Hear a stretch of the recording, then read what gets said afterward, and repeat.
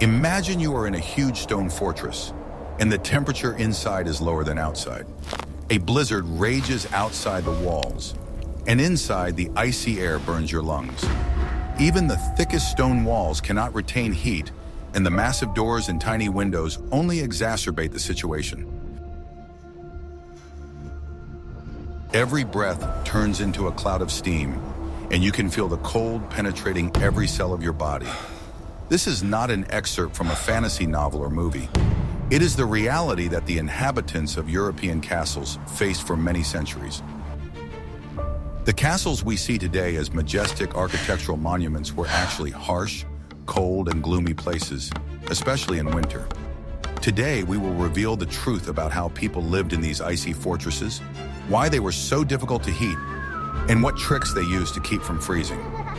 Watch the video to the end, and you will learn how even in the harshest conditions, people found ways to survive and preserve themselves.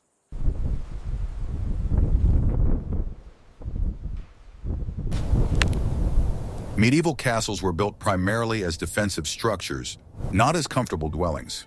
Their main purpose was to protect against enemies, not the cold. The thick stone walls, which were designed to withstand the blows of battering rams and siege weapons, actually functioned as powerful heat sinks. Stone is excellent at conducting and retaining low temperatures. If it was freezing outside, the walls inside the castle would also become icy. This cold armor prevented the heat generated inside from accumulating. The huge halls with high ceilings, designed for ceremonial receptions and feasts, were almost impossible to heat. All the warm air immediately rose and escaped through cracks in the roof and tiny windows.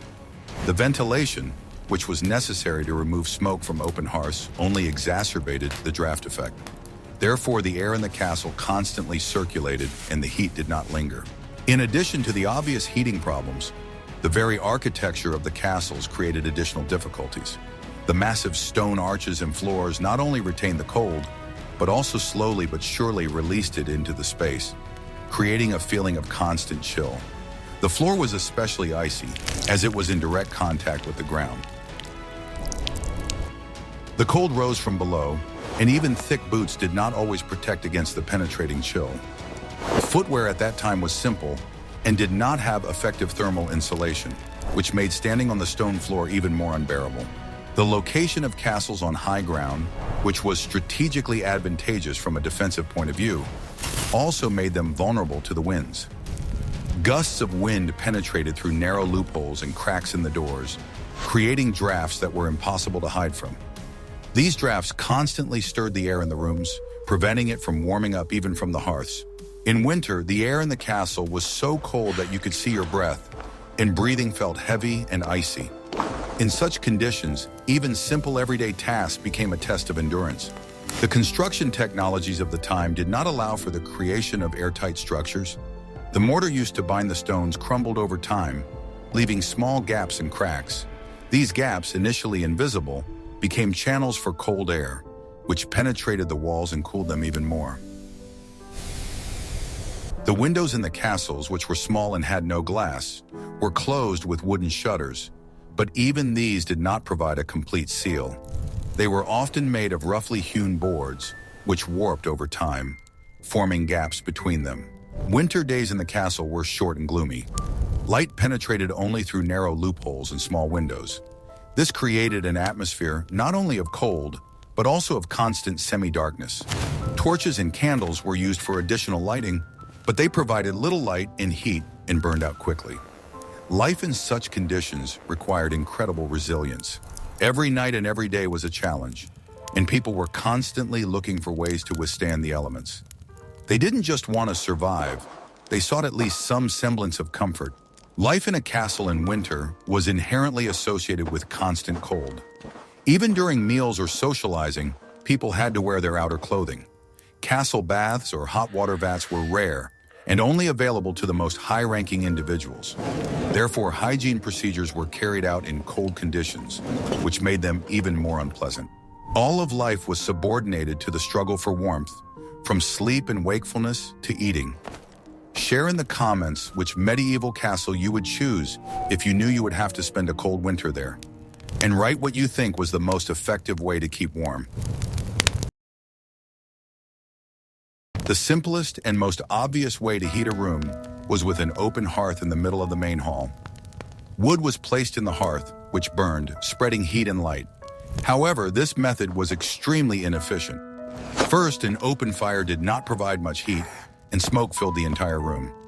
Despite the openings in the roof, smoke settled on the walls and objects, creating a persistent smell and soot. Later, wall-mounted fireplaces appeared. They were more efficient because the smoke went out through a pipe in the wall instead of rising upward. However, they had their own problems. Fireplaces only provided heat nearby. The further you moved away from the fire, the colder it got. In addition, heating the castle required a huge amount of firewood. Entire wood piles could be burned in a single day. Delivering and storing such a large amount of fuel was a separate problem. The lack of heat from the fireplaces meant that the castle's inhabitants were forced to stay close to the source of the fire. During the cold months, all life was concentrated in 1 or 2 rooms where the hearths burned. This meant that personal space was virtually unavailable, and people lived in constant crowding. Even the owners of the castle, unlike in movies, could not enjoy privacy in their bedrooms, because it was just as cold there as everywhere else. The family, servants, and guests all gathered around the fireplace to keep warm, which created both social and domestic difficulties. Preparing firewood was one of the most important tasks. In summer and autumn, people worked hard to provide themselves with fuel for the whole winter. Huge wood piles were stacked in the courtyards of castles, and their size could say a lot about the wealth of the owner. If the firewood supplies ran out ahead of time, it could lead to a real disaster. During a siege or a prolonged snowstorm, when it was impossible to deliver new fuel, the castle was in danger of freezing completely. Burning wood was not only a source of heat, but also a symbol of life and safety. In addition to firewood, peat, which gave off more heat but produced more smoke, or coal, which was more efficient but much more expensive and difficult to obtain, could be burned in the hearths. The use of these alternative fuels depended on the geographical location of the castle. However, firewood remained the main fuel for centuries, dictating the entire way of life. Chimneys, which were supposed to remove smoke, often became clogged with soot and required regular cleaning. This process was laborious and dangerous. Constant smoke in the rooms, even with a fireplace, was a serious problem. It not only stained the walls and clothes, but also had a negative impact on health. Soot settled on furniture, books, and tapestries. The persistent smell of smoke permeated everything: clothes, hair, skin. This smell was an integral part of life in the castle, and it was impossible to get rid of it. Even dishes and cooked food smelled of smoke to some extent. Despite all these difficulties, people continued to search for solutions. This constant striving for comfort and warmth is so characteristic of human beings, but it has not always been easy to achieve. What if we lived in a world where warmth was not a given, but a luxury that had to be fought for every day? What would we be willing to give up for a single day spent in warmth? To find out what other unexpected solutions people came up with, watch the video to the end. Since it was almost impossible to heat the air in the castle, people focused on at least insulating themselves from the cold. One of the most effective solutions was tapestries and thick woolen curtains. These dense woven fabrics were hung on the walls to create an additional layer of insulation. Tapestries not only protected against the cold, but also helped to retain heat inside small, isolated spaces. They were hung on stone walls to reduce heat loss and were also used to create improvised rooms inside large halls. For example, in the bedroom, tapestries were hung around the bed to create a kind of tent. This way, people did not have to heat the entire room, but only a small space around themselves. This solution was not only practical, but also prestigious. Creating tapestries was a laborious and expensive process, so their presence indicated the wealth of the castle's owner. And the more tapestries hung on the walls, the warmer and cozier the room was. The use of tapestries as thermal insulation was a brilliant but necessary solution. The castle's thick, massive stone walls were constantly cold because they could not warm up quickly from the fire. They served as a kind of refrigerator that constantly drew heat from the air. To counteract this, people hung wool and linen cloths on the walls, which served as a barrier between the cold stone and the living space. This not only helped to retain heat, but also created an illusion of comfort and coziness. Tapestries and curtains also played an important role in dividing large rooms into zones. In huge rooms where people ate, slept, and worked, these woven partitions helped create small, warmer areas. For example, curtains could separate the sleeping area from the rest of the hall, allowing body heat to be retained in a confined space. This room-within-a-room principle was essential for ensuring a minimum level of comfort. In addition, tapestries helped to hide gaps in the walls and windows through which cold air penetrated. In addition to tapestries, other woven items were also used. Thick woolen blankets and throws were draped over shoulders and knees, and were also used to provide additional warmth for beds. Fur skins, which were even more effective at retaining heat, were used as rugs on the floor, as bedspreads, and even as linings for clothing. These items not only served a practical purpose, but were also a symbol of wealth. The more fur and expensive fabrics there were in the castle, the higher the status of its owner. The production of tapestries was a true art form. Weavers worked for weeks and sometimes months on a single piece, using complex techniques and expensive dyes. The intricate patterns and historical scenes depicted on tapestries transformed them from simple insulation into works of art.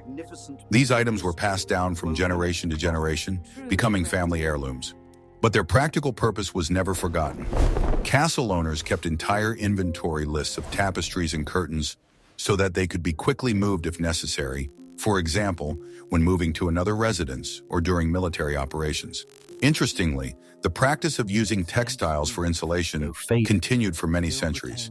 Even after the advent of more sophisticated heating systems, tapestries continued to adorn the walls of castles and palaces, but their original function as a means of combating the cold remained in history.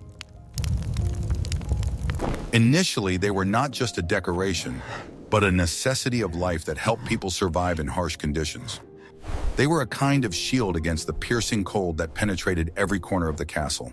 As a result, tapestries and curtains became not only a decorative element, but also a symbol of human ingenuity and the desire to survive. They proved that even in the most unfavorable conditions, people found a way to create acceptable conditions for themselves. Studying the history of castles, we see that behind their massive walls lay not only power and authority, but also a constant struggle with nature. Unlike open hearths and fireplaces, stoves were a much more efficient way of heating. They were closed structures made of stone or brick, where the fire burned inside and the heat from the hot walls was transferred to the room. The smoke escaped through the chimney without polluting the air. Stoves first appeared in what is now Germany and Scandinavia, where the climate was particularly harsh. However, their spread was slow. The reason was that stoves required a more complex design than simple fireplaces. It was necessary to think through a system of chimneys, which did not always fit into existing castle structures. Nevertheless, stoves offered many advantages. They could retain heat for a long time after the fire had gone out and heat the room evenly. Over time, stoves began to be made of tiles, which not only accumulated heat but also decorated the interior. The introduction of stoves into castle architecture was a real breakthrough. Unlike fireplaces, which created a localized area of heat, stoves heated the entire volume of the room. This was because the heat from the heated walls of the stove radiated in all directions rather than escaping up the chimney. In addition, stoves did not require constant supervision. It was enough to load them with wood once and light them, and the stove would give off the accumulated heat for a long time. However, installing a stove in an already built castle was a difficult task. This often required major changes to the layout, which was expensive and not always possible. New castles, which were built in later periods, were originally designed with stove heating in mind. In such castles, chimneys were laid inside the walls, which allowed the heat to be evenly distributed throughout the different rooms. Such systems were not only effective, but also saved space. In addition to stationary stoves, there were other options. In some regions of Europe, mobile stoves were used, which could be moved from one room to another, which was especially convenient in large castles, where it was unprofitable to heat all rooms at once. These stoves were smaller in size and did not have a complex chimney system, which made them less efficient but more flexible in use. They were most often installed in small rooms or in the Lord's chambers, where more heat was required. The tiles used to cover the stoves were not only beautiful, but also very practical. They were made of fired clay and had a high heat capacity, which allowed them to retain heat for a long time and release it into the room. Tiles were often decorated with intricate patterns, heraldic symbols, and scenes from everyday life, turning the stove into a true work of art. This was further proof that even the most practical items in a castle had to match the status of its owner. Despite all their advantages, stoves did not become a universal solution. Many old castles simply could not be converted to stove heating, and the owners did not want to spend huge sums on reconstruction. In addition, high-quality fuel was required to fire the stoves, which was not always available. Fireplaces, despite their inefficiency, were simpler and cheaper to install and operate. That is why fireplaces and open hearths continued to dominate castles for centuries. But why did stoves not become a widespread solution in castles? And what solution was better than stoves? We will find out very soon. Don't switch off the video. In addition to fundamental solutions such as tapestries and stoves, people resorted to a variety of little tricks to keep warm. For example, they placed heated stones or vessels with hot water in their beds. This allowed them to warm up their beds before going to sleep and not freeze at night. Woolen blankets and fur skins were also widely used, serving not only for warmth, but also for additional insulation. They were thrown over chairs, laid on the floor to avoid standing on cold stone, and, of course, wrapped around people. Fur was especially valuable because it retained heat very well. Another way to keep warm was simply to gather together. People spent their evenings in one large room with a burning hearth. The heat generated by many bodies helped to maintain the temperature. And of course, we mustn't forget about warm food and drinks, which warmed people up from the inside, at least for a while. These small but very important tricks helped people survive the harshest frosts. For example, heated stones were a simple and affordable method. Stones heated in the hearth were wrapped in cloth to avoid burns and placed in bed. They slowly gave off heat, warming the bed and allowing the person to fall asleep. Over time, stones were replaced by ceramic hot water bottles filled with hot water. This was a more convenient and safer solution. Some historical documents mention that servants prepared such hot water bottles for their masters before bedtime. Fur skins were a real luxury, but their practicality was undeniable. They were used for everything from floor coverings to bedspreads. Fox, bear, and sable skins were especially prized because they were very warm. Even the wealthiest people did not shy away from using fur in their daily lives because it was not just a luxury, but a necessity. Skins were often placed on chairs near fireplaces so that those sitting on them would not feel the cold of the stone, which even clothing could not protect against. Gathering together around the hearth was not only a social, but also a purely practical decision. The heat emitted by the bodies created a kind of microclimate in the room. This allowed them to save firewood and maintain a temperature that was slightly higher than in other parts of the castle. On cold winter nights, people often slept in one large room to keep warm. This applied not only to the nobility, but also to their servants, who often slept directly on the floor in their master's chambers so that their body heat would help maintain the temperature. This was not a sign of disrespect, but a necessary measure. Warm food and drinks also played an important role. Hot soups, stewed meat, and hot wine or ale helped to warm people up from the inside. Castles always prepared a lot of food, which was not only nutritious, but also hot. This was especially important during cold spells. Hot ale or wine was drunk to keep warm and also for disinfection, as water was often cold. Another trick was to use thick pillows and wool blankets. Wool is an excellent insulator and was used in large quantities. Pillows stuffed with wool were placed not only under the head, but also under the back to protect against the cold stone walls. Layering was a key principle. People wore many layers of clothing and used several blankets in bed to create an air gap that retained heat. These little tricks, accumulated over centuries, helped people not only survive, but also make their lives in the icy fortresses a little more bearable.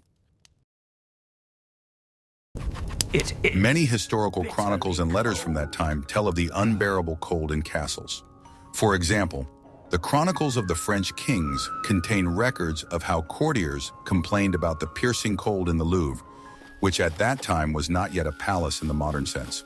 There is evidence that frozen rivers were used as roads in winter, and ice in castles was not uncommon. Reports and inventory lists from that time often mention large quantities of firewood, which indicates constant attempts to heat the premises. Some castles even had special rooms that were heated only in winter. Documents preserved from those times mention that in some castles, even the water in jugs standing in the chambers froze in winter. This suggests that the temperature inside the rooms could drop below zero. Windows made of thin mica or parchment and often absent altogether let in the cold and wind, making life even more unbearable. People tried to spend as much time as possible in the kitchen, where a large hearth burned and food was prepared. It was one of the warmest places in the castle, and it was always bustling with activity. The extent to which people suffered from the cold can be judged from their letters and diaries. Many complained of constant colds and joint pain caused by the unbearable conditions. The cold was not just a discomfort, but a serious threat to health. There are preserved references to how lords and their families, returning from trips, immediately headed for the fireplace and demanded that hot wine or ale be brought to them to warm up. Interestingly, only the rooms where meals were taken and the lord and lady's chambers were heated. Indeed. The rest of the castle, including the guest rooms, servants' bedrooms, and even the armory, remained cold. This was because firewood supplies were limited and had to be conserved. During the cold season, many servants preferred to sleep in the great hall where the fireplace was lit, or in their own rooms, covered with all the blankets and furs they could find. Castles were not only military structures, but also centers of government and trade. They were used to hold court, receive ambassadors, and conclude deals. But all these important matters had to be conducted in conditions that seem unacceptable to us today. Even during formal receptions, when many people gathered, the temperature in the hall was so low that guests did not take off their cloaks and fur capes. Cold was a constant backdrop to all events taking place in the castle. Another indication of the cold was the inventory lists. They often specified the amount of firewood that had to be prepared for the winter, which emphasizes how important a resource it was. In addition, the inventories mention a large number of blankets, skins, and tapestries that were used for warmth. These were not just household items, but vital things that helped people survive. Of course, in such conditions, people could not expect the comforts we are accustomed to. Nevertheless, they did not give up and continued to look for ways to keep warm. And one of those ways was fashion. But how can fashion keep you warm? Watch until the end to find out why it was customary to dress like a cabbage in the Middle Ages. Clothing played a key role in survival. Unlike the light and elegant outfits we see in movies, real medieval clothing was layered and warm. People wore several layers of linen and wool undergarments. Outerwear was made of thick, heavy fabrics. In winter, people often wore fur linings under their clothes. Fur coats and cloaks were an integral part of the wardrobe. Mittens and headwear were important not only for outdoors, but also indoors. Even during formal receptions and feasts, people sat in their warm cloaks because the halls were so cold that it was impossible to survive without them. Clothing was not only a way to express one's status, but also a necessity of life. The most important principle was layering. Under the outer clothing, several layers of linen and woolen shirts were worn, which created an airy layer. This layer acted as a heat insulator, preventing body heat from escaping. The shirts were made of linen, which was softer and more comfortable against the skin, and woolen tunics were worn over them to better retain heat. Outerwear was particularly heavy and thick. Cloaks and capes were made of thick wool, often with the addition of fur, and were an essential part of the wardrobe.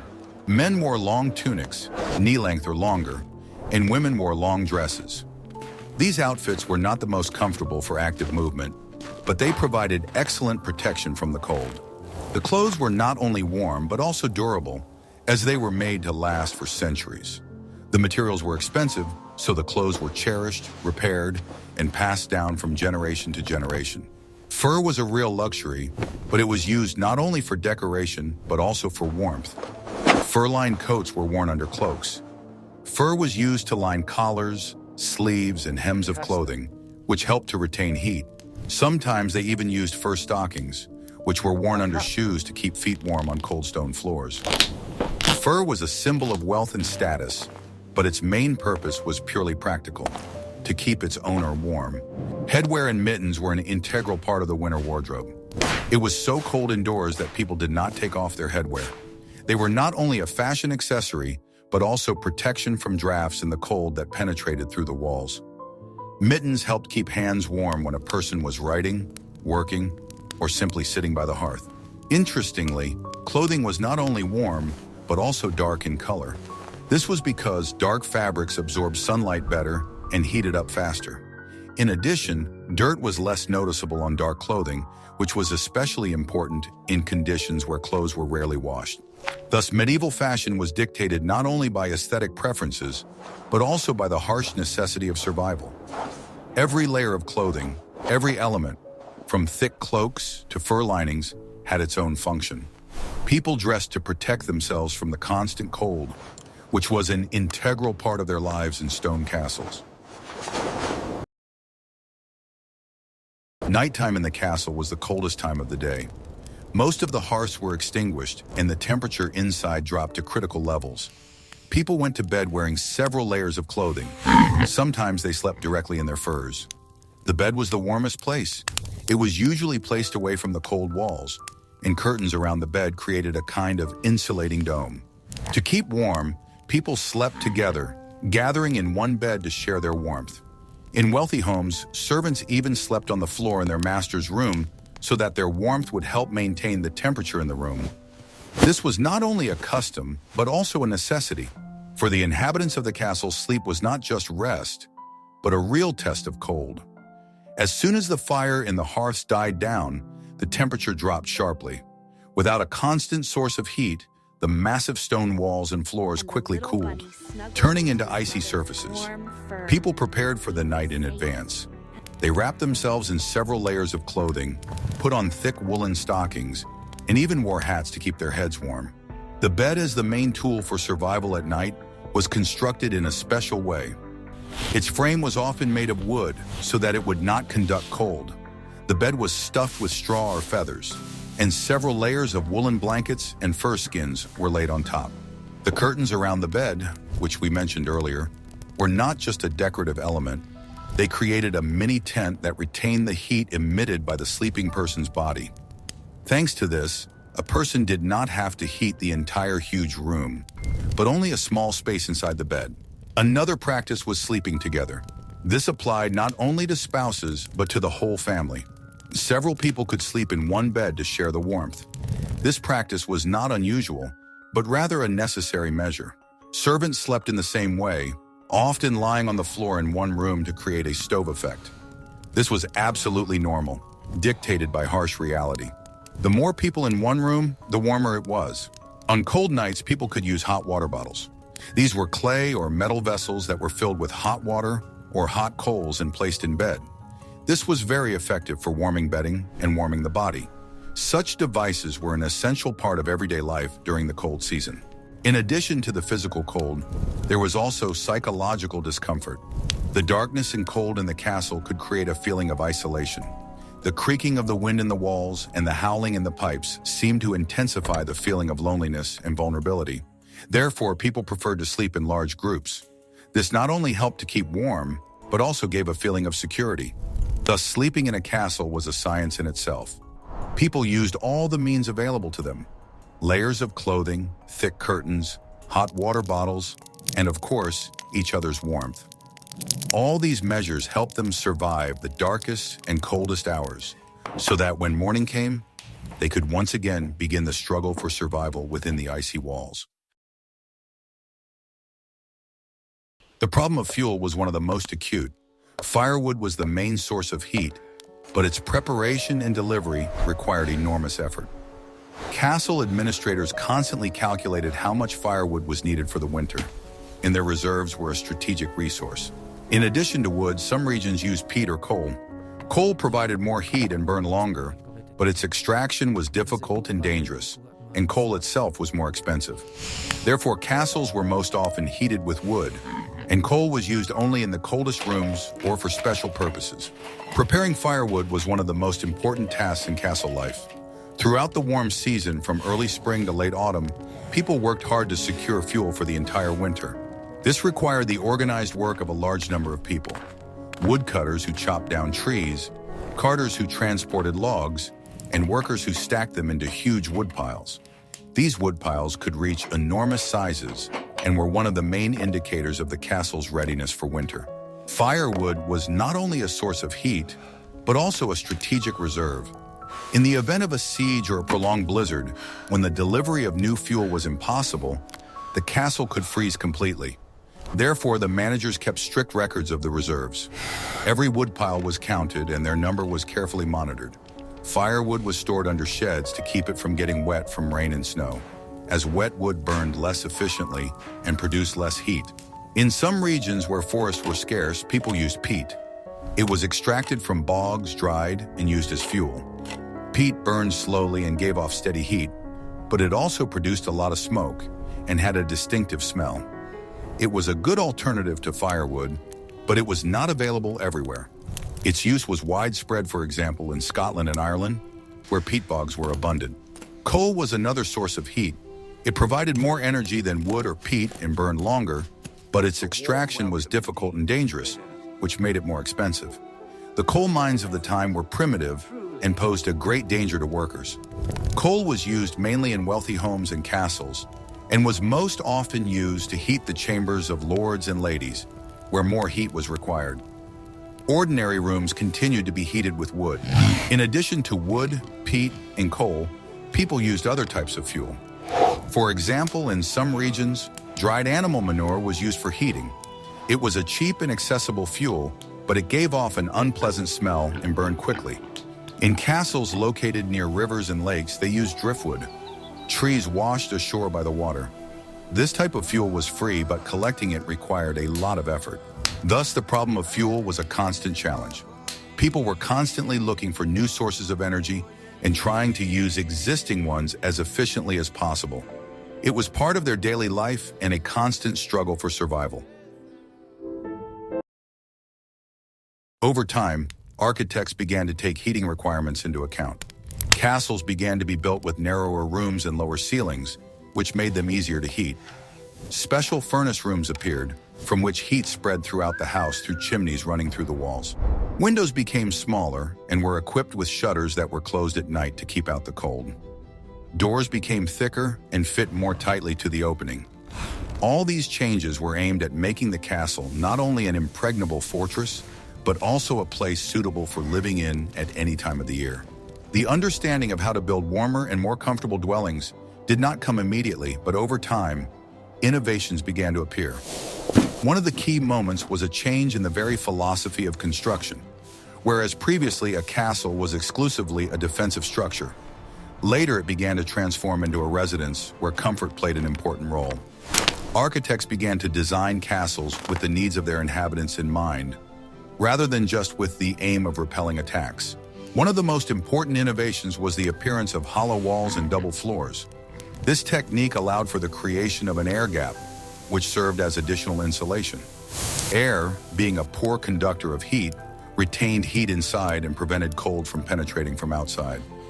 This was a very effective way to combat the icy stone. Some castles even created systems where hot air from the furnace circulated in the walls, warming them up. The size and shape of windows also underwent changes. Initially, windows were small and narrow, as they were primarily used for archery. Over time, they began to be made larger, but thick glass and heavy shutters were used, which closed tightly to keep out the cold. Glass was, of course, a very expensive material, so it was only used in the richest castles. In simpler castles, the windows remained small and were closed with thick wooden shutters or not closed at all. Doors began to be made more massive and tightly fitted to the opening. Sometimes they were covered with felt or leather to reduce drafts. Thick curtains were often hung at the entrance to the ceremonial halls, creating a vestibule and preventing the cold from entering when the door was open. Specialized rooms for heating also appeared. Teplaiaki, or caloriferium, were small rooms where a high temperature was constantly maintained. There, people could warm up before going into the cold halls. Some castles even had special systems where hot air from one furnace was fed into several rooms, allowing several rooms to be heated at once. All these architectural changes were gradual. They did not happen overnight, but accumulated over centuries. New technologies and experience were passed on from one builder to another. As a result, castles transformed from gloomy and cold fortresses into more comfortable residences. But even with these improvements, life in a castle in winter remained very harsh, and people continued to use the little tricks we mentioned earlier to survive. By the 15th and 16th centuries, castles were equipped with even more sophisticated systems. For example, castles in Germany and France began to use tiled stoves, which not only retained heat for a long time, but also looked like works of art. These stoves were a real lifesaver, as they allowed a comfortable temperature to be maintained for a long time. In some cases, they were even equipped with special channels through which hot air was supplied to adjacent rooms. This was a real revolution in the field of heating. Later, during the Renaissance, large fireplaces began to appear in castles, which, although not as efficient as stoves, created an atmosphere of comfort and luxury. They had a complex system of chimneys that allowed smoke and soot to be vented outside without polluting the rooms. These new architectural solutions ultimately changed not only everyday life, but also the very appearance of castles, making them more suitable for peaceful living. Now that you know how cold it really was in medieval castles, which of these ways of keeping warm do you think was the most effective? And if you had a choice, which would you prefer? A warm and cozy room or a spacious but cold hall? Write your answer in the comments and don't forget to subscribe to the channel so you don't miss our new videos about the most interesting historical facts. Also, if you have any ideas for future videos, share them in the comments. We are always looking for new topics and stories to tell you about. We are interested in everything from everyday life in ancient Rome to the daily life of the Vikings.